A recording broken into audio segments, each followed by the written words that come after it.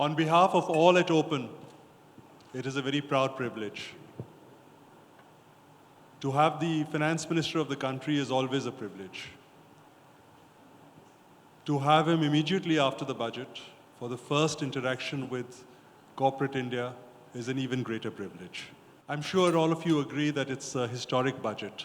Probably, or actually not probably, the best budget that independent India has seen. There has been a transformative shift in governance. It's gone from discretion-based to policy-based, from an informal system to a formal system, from a cash-based system to a cashless system. You have created a new normal that all of us regard, respect, and salute. The emphasis on transparency, the focus on agriculture, infrastructure, manufacturing, ease of doing business, reduction of red tapeism, in each of the measures that are outlined in the budget, your thought leadership is apparent. We can only thank you for an exceptional budget. You have been inspirational. You have been bold. You have been visionary. In short, you have been simply outstanding. Ladies and gentlemen, Mr. Arun Jaitley. Traditionally, in India, the headlines following the budget was essentially as to what will cost more and what will cost less. Because it was only tinkering with the excise duties, the customs duties, and there was very little emphasis on policy. I think emphasis on policy started in 1991. And that was a shift for the better. We were concerned this year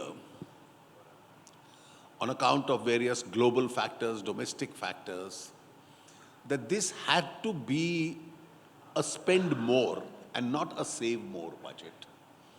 For the reason that when private investment is slow, in order to even spur private investment, the other investments must pick up. And therefore, various segments of the industry itself have to pick up. And when you have to spend more, where do you spend more?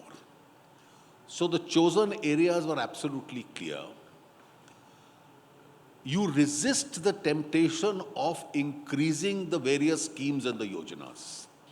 And I think we rightly chose agricultural sector and rural India as one segment. The second important area was to continue to support the social sector areas.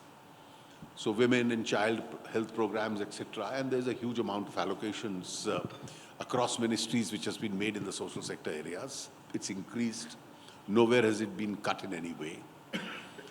The third important area, of course, which is inevitable, is defense, which takes a very large amount. Secondly, as far as taxation is concerned, I think the approach broadly was to remove complications wherever they existed, to certainly reward the honest and the compliant. And now that both carrot and stick are working as a part of our policy as regards the non-compliant are concerned, once we are able to bring in the non-compliant into the tax net, then the burden which the compliant used to bear of the non-compliant share also has to relatively come down. So we've chosen two sectors the individual taxpayer. The smaller one gets percentage-wise a higher benefit, but almost everybody gets some element of benefit. This is one of the only budgets where taxes have actually been reduced rather than increased. And of course, keeping my commitment for a roadmap on corporate tax, I think I chose not MSME, but MSME plus, because 50 crores is MSME plus, for that purpose, so that they give a lesser rate, so that they have more investable surplus, they are more competitive. I think the subject of political funding, and that's the last point I'll make in the opening comment, was something which has been very close personally to my heart. And therefore, we've devised this new system. And under this new system, there'll be a scheme which will be prepared by the government. I think ideally, people should give by check. There should be, political parties will have to now follow a discipline. Election Commission suggested the cash donation must be capped at rupees 2,000. We accepted the suggestion. And I had consulted a lot of people. And we devised this method that clean money coming through electoral bonds.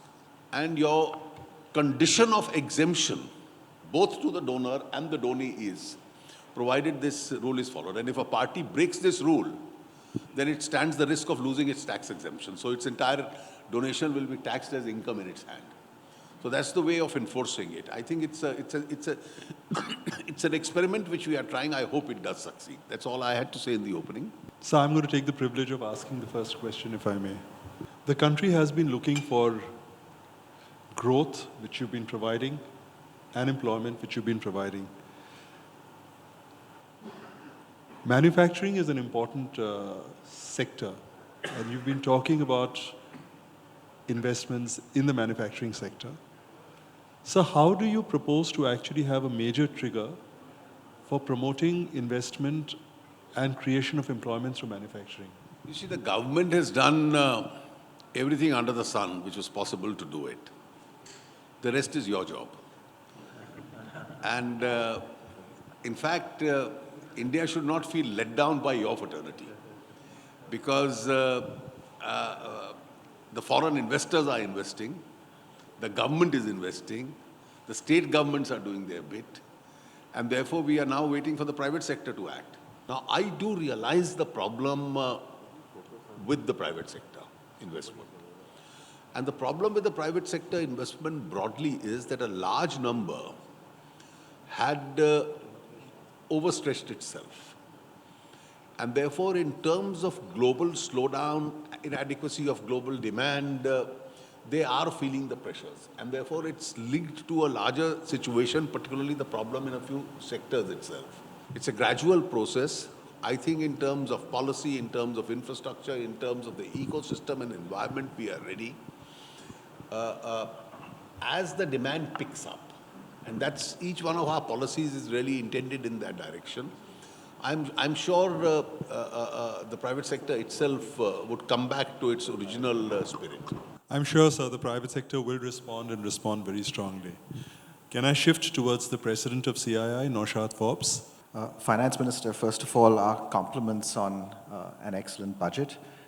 We were impressed with the focus on fiscal consolidation, first and foremost, and then so many valuable elements, the investment in the rural sector, the investment in infrastructure, which will crowd in private investment and which will crowd in, will create demand in itself. The courageous decision to abolish the Foreign Investment Promotion Board, which is an institution that has outlived its time.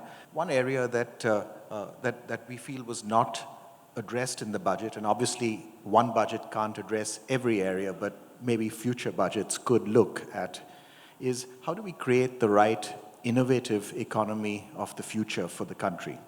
How do we get Indian industry to focus much more on R&D? The primary responsibility is ours in industry. I agree with you 100%, but there are many parts of the world where the government supports industry investments in R&D and deepening of technical proprietary capabilities in industry. Second, there's a very particular role that the state plays in enhancing the research ecosystem, which is to fund most of the research that's done within the higher education sector. And this is done around the world. We need to begin that process of moving public research funding from autonomous government laboratories to the higher education system. And it could be a very welcome change in our overall trajectory as a country. Well, Naushad, I take your suggestion in the right earnest. Given the kind of resources we have, hopefully if they do improve in years to come, I think it's a very welcome suggestion to be on the table itself. On two other points that you made, one was the FRBM and the FIPB. On FIPB, let me tell you, it's an institution which has now been, it's fulfilled a purpose. Today, 90% of the FDI we get into India is through the automatic route. And the 10% which comes through the FIPB additionally also requires some regulation by the parent ministry. So the investor has to go through the same set of check twice over. On the FRBM, originally what was being targeted was to bring down 3.5 to 3% within a year. The encasing committee has also made a recommendation to bring it to 3 and then pause for 3 years. Now, in the year of a global slowdown, in the year where you need more to spend more, given the domestic and the international factors, a 0.5 reduction would have actually meant spending much less. And therefore, I wanted to keep, there were two views that came in the committee. One was to have a 3-year pause and then again go down. The other was a gradual glide path. That was Arvind Subramaniam's view. And hopefully, this year, I have kept the revenue buoyancy at 12%. Last 2 years, my buoyancy has been 17%. So 12% is extremely modest. And to achieve 3.2 is reasonably possible. And I think keeping that fiscal consolidation in mind and the needs of the current economy, I think a balancing act required to be done.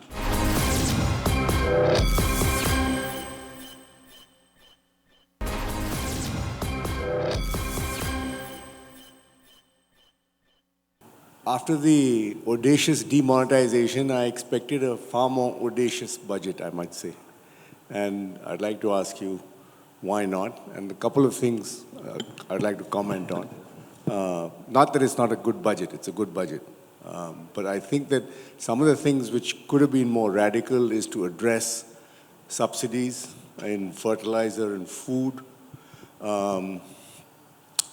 Even the 2,000 rupee, which you were talking about just now, about election funding in cash, I think BJP claims a membership of 10 crores, 8 crores of members, put 2,000 each in their names, and you can do the maths, right? Mrs. Mayawati has done the same thing in her disproportionate case also. She said she got donations from all small donations. So I think there are a lot of loopholes in that. I also feel that you're not aggressive enough in terms of your PSU disinvestments. And my other point, which I'd like to make generally, is the fact that we haven't addressed the fact that the delivery systems are so leaky. And we keep shoving money down in so many schemes. I think over the years, it's so many budgets that every year is the same story. So not enough to be addressed to fix the leaky delivery system. As far as electoral funding is concerned, except for what we did during Mr. Vajpayee's government that gave these tax exemptions, etc., hoping that it will move out, no serious steps have ever been taken by any government. This is a big, big step.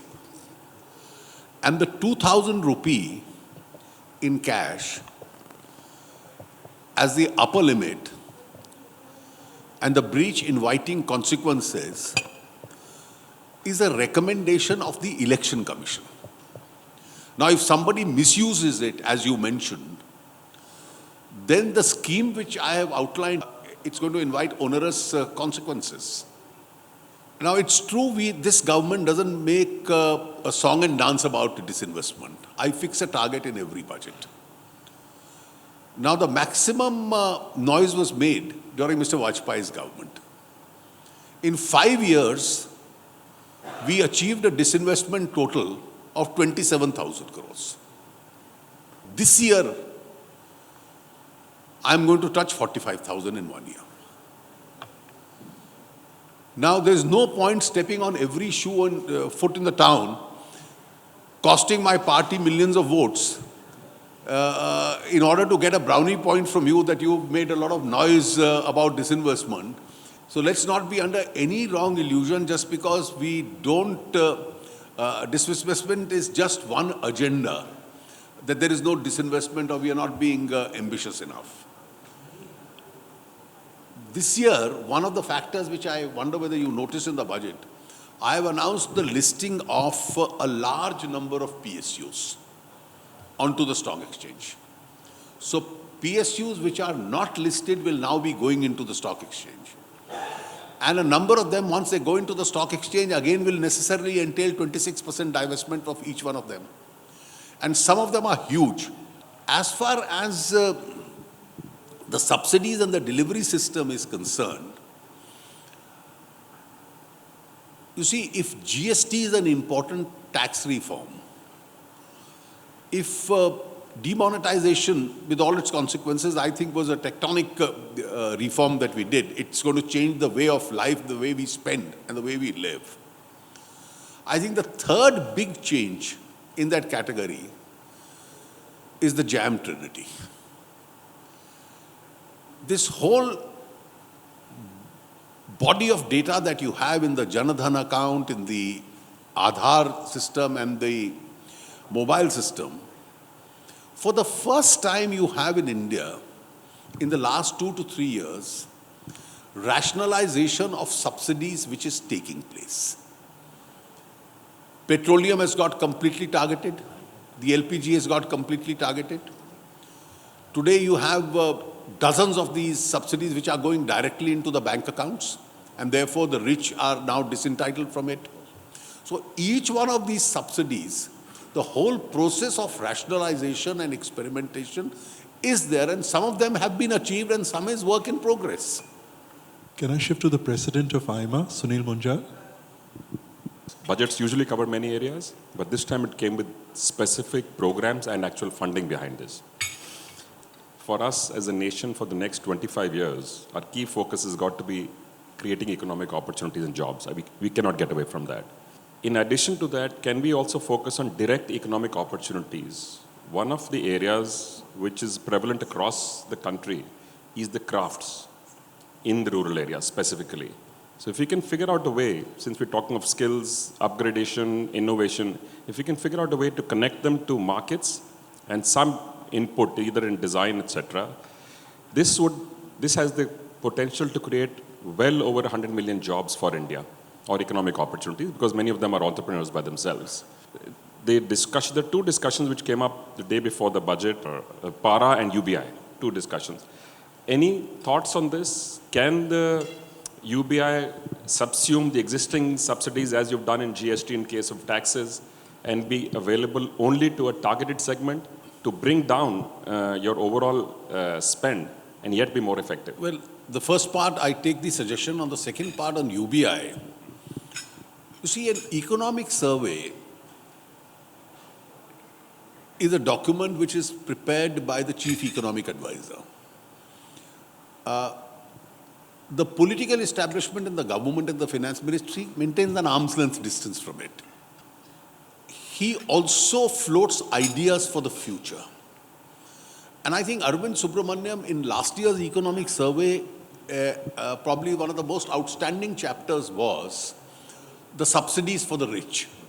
Now, in this year's budget, I think the big idea he floated for a discussion on the table, this is not for a immediate implementation this year, is the universal basic income. And the idea, as I understand, is that today you have an unstructured list of subsidies, untargeted. For instance, if you or I traveled by a train, our travel is being subsidized. Now, are you entitled to that subsidy? And therefore, this being unstructured and untargeted, why should the center and the state government, all the subsidies that we are giving, not pull them into one, pick up the 30-35% most vulnerable sections of India and give them a check each in their bank account through the DBT at the beginning of every month? Whatever else he earns, whether from Manrega or from unorganized sector or organized sector, is over and above that, so that you can lift people out of poverty. But to implement that idea, which he has put on the table, I think the level of Indian politics has to mature. That this UBI will then be a substitute for the existing lot of subsidies being given by the center and the states. Indian politics should not compel a debate to say, well, you're already giving something, give this in addition. And that is something that the budget can't afford. From the healthcare sector, Shobhana Kamaneni. One thing that I'd like to actually ask as a pointed question is that you've given all these allocations to different, under different headings, and over the years that we've seen that many of these don't get spent fully. But what we're saying is that the efficiency of the spending, if that doesn't happen, the consequences are on the pushing up of the industry. That's one. But coming to the healthcare sector, I think that every year that you give a little bit, but 1 year I'd really like to see a fantastic focus on healthcare and talking about NCDs and how we can do it. I think that I cannot finish without congratulating you that you did do something for women in your budget and you continue to do it among the highest allocation. But we do need some more, because if you see the power, the power of parity, there's an index. India is among the poorest in the world. You know, that it's 1:9. World average is 1:3. So I'll end there. I'll take the suggestion that you've made. But on this non-spending, let me tell you, that is a performance-related issue. And in this government, the layer of accountability of every ministry to the Prime Minister and his office is so high that non-spending is not an issue. As on the 1st of January this year, 81% of this year's allocations had been spent. But last year we ended up spending more than what we provided for. So the revised estimates were higher than the budget estimates. This year the revised estimates are going to be much higher than the budget estimates. So as I speak to you just now, I don't see a single ministry in the present government where I am expecting any form of budgetary saving, as we call them, that the amount which they have not spent. I think I'd request all of you to join me in thanking our Honorable Finance Minister. Clearly, the best Finance Minister India has seen, and he's presented the best budget India has seen.